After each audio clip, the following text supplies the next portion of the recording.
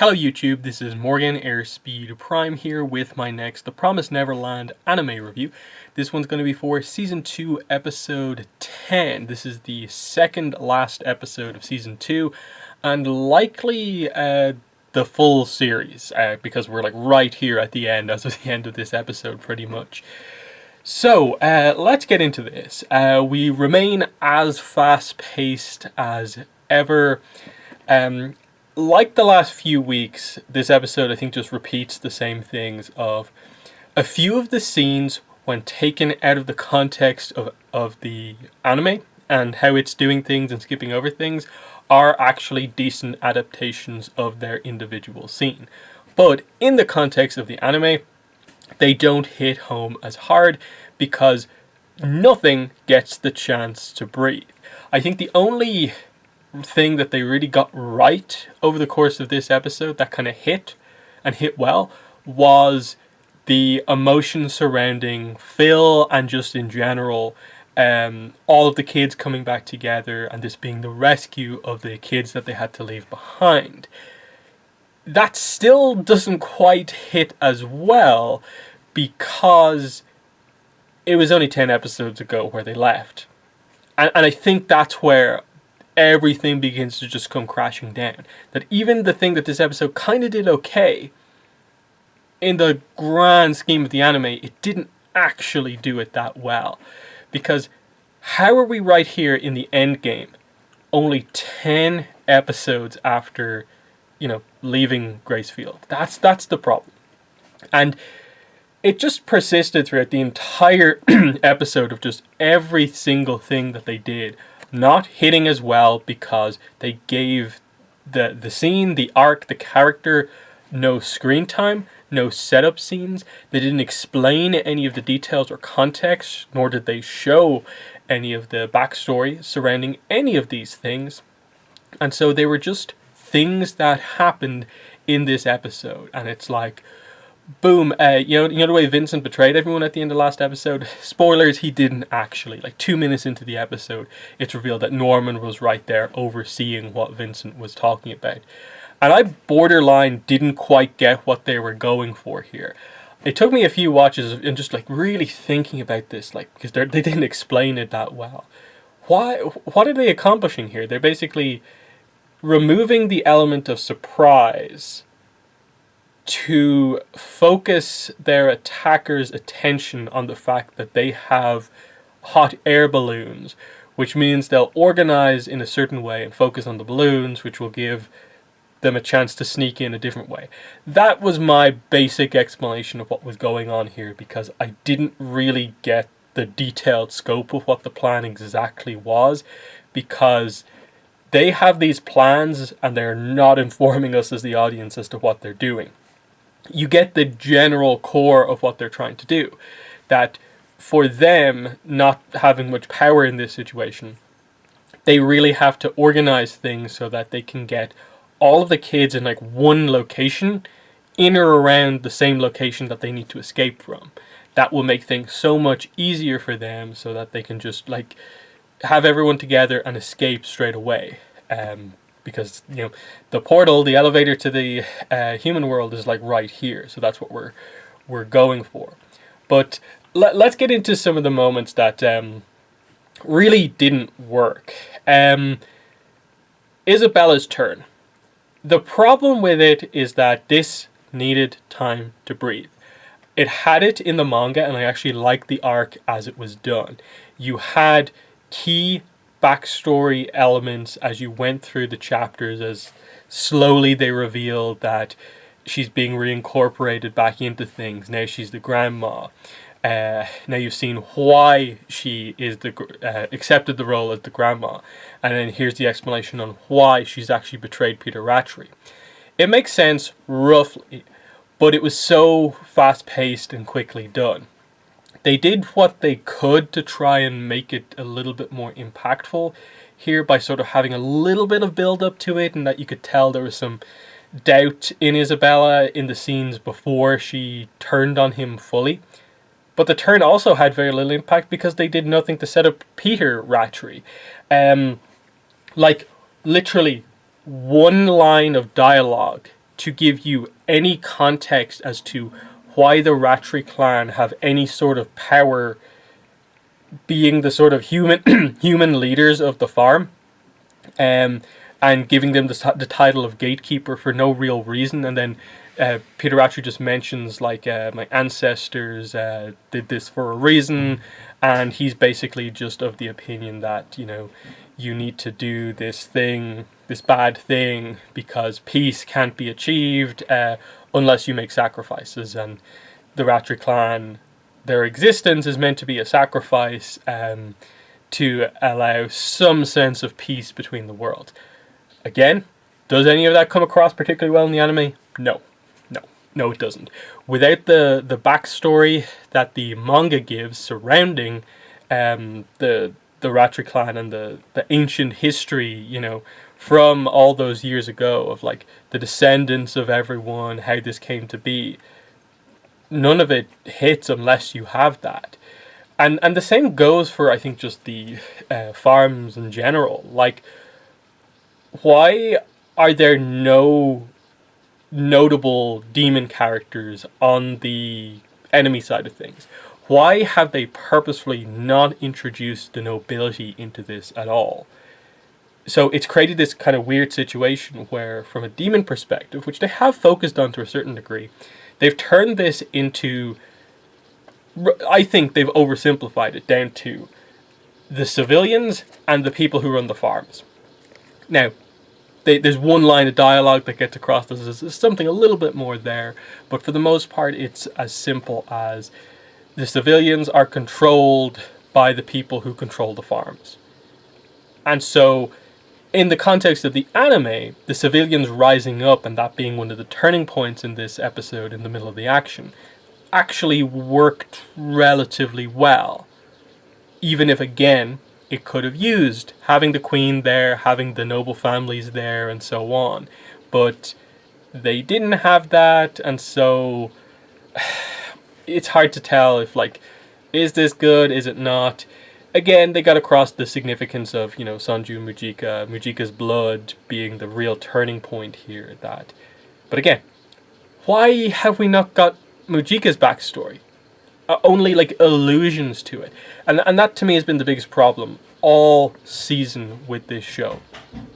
Every opportunity that they've had to go into the backstory, to give the detail, to give the nuance to any situation going on here, they have failed to take that opportunity. They've purposefully written the scene, done the scene in a way where visually they don't show you anything, and they just tell you a condensed version of something through dialogue.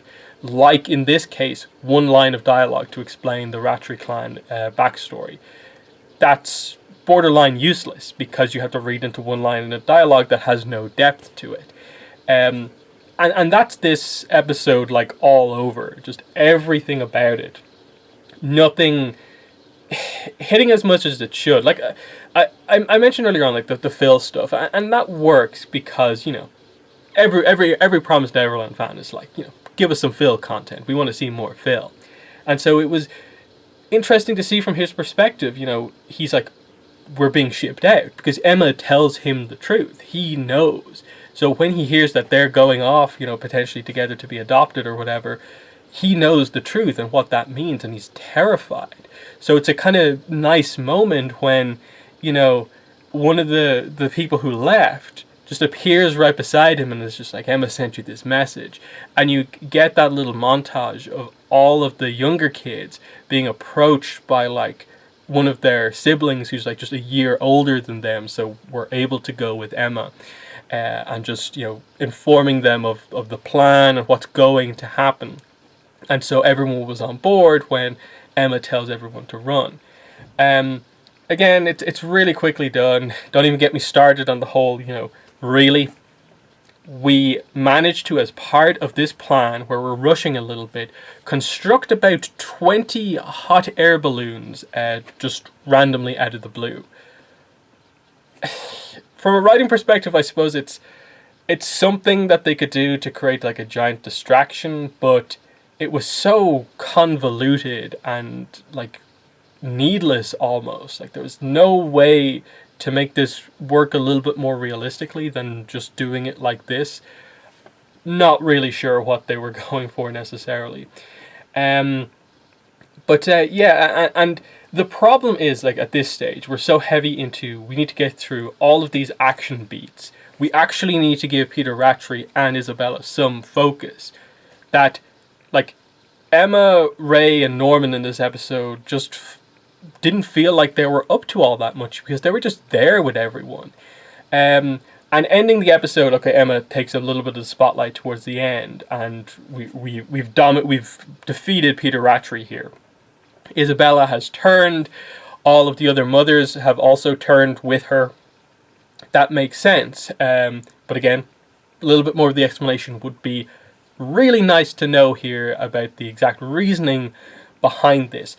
Because this is what they failed to explore, and it's what the manga did explore very well with this idea. That being that, let's remember, because they haven't brought it up in a while, the moms were all part of the farm system as well.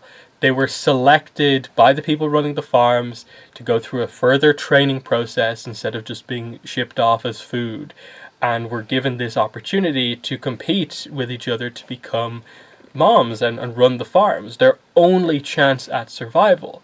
And then from there, the moms would compete for the title of grandma, and you can see it was always pitting them against each other as just like your one path to survival. And so this is meant to be Isabella's big moment of, my children were able to, on their own escape from me. And that is something I wasn't able to accomplish myself. So my act to sort of help them, assist them here, is going to be me and the other moms, finally rallying against the system as it is. That the moms are victims of this process just as much as anyone, which is why it was so significant back in season 1 when Isabella actually offered Emma the chance to become a mother. So they needed to bring that plot back around. As it is, it just came across a little bit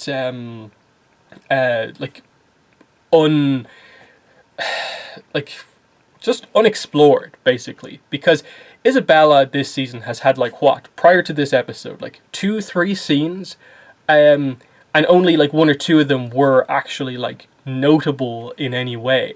So this whole lead up to this turd, her being grandma, amounts to 1 scene really.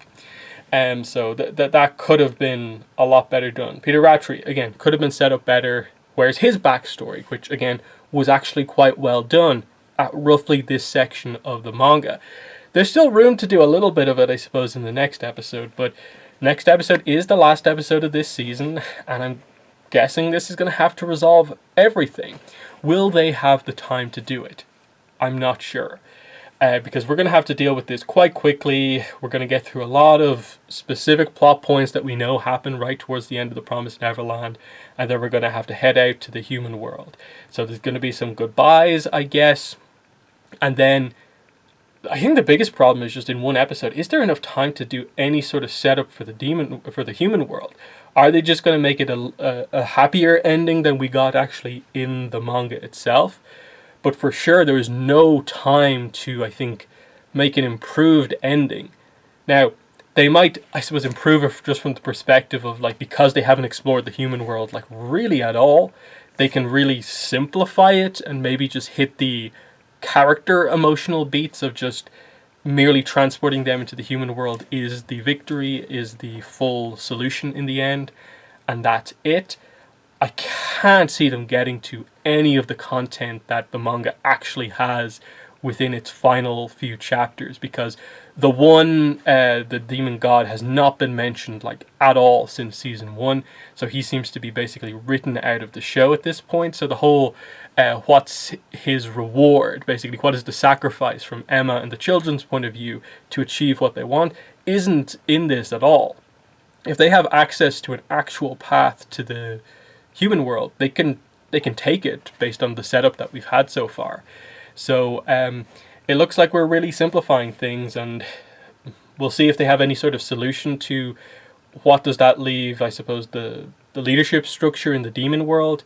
well, I guess we don't have noble families or a king or a queen or anything like that. So do the citizens just, as we probably expect, elect Sanju and Mujika to sort of act as their leaders?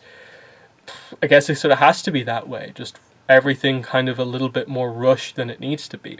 So, yeah, we're coming to an end. I'm in a way glad that there's only one episode left. In that, getting this over, I suppose, means we don't need to think about it as much anymore, and we maybe focus our attention on maybe sometime in the future we get a proper anime adaptation that covers everything. But yeah, there'll be a lot more to talk about, I think, next week with how they choose to end it, and just we can finally fully reflect on, wow, what was this season? Why did they do this? Why did they do that?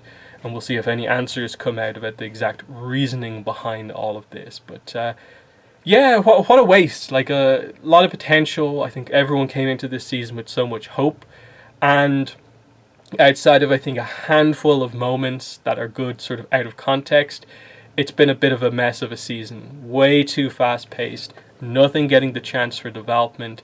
No backstory on anything. So many important side characters, important characters left out, fan favorite arcs left out.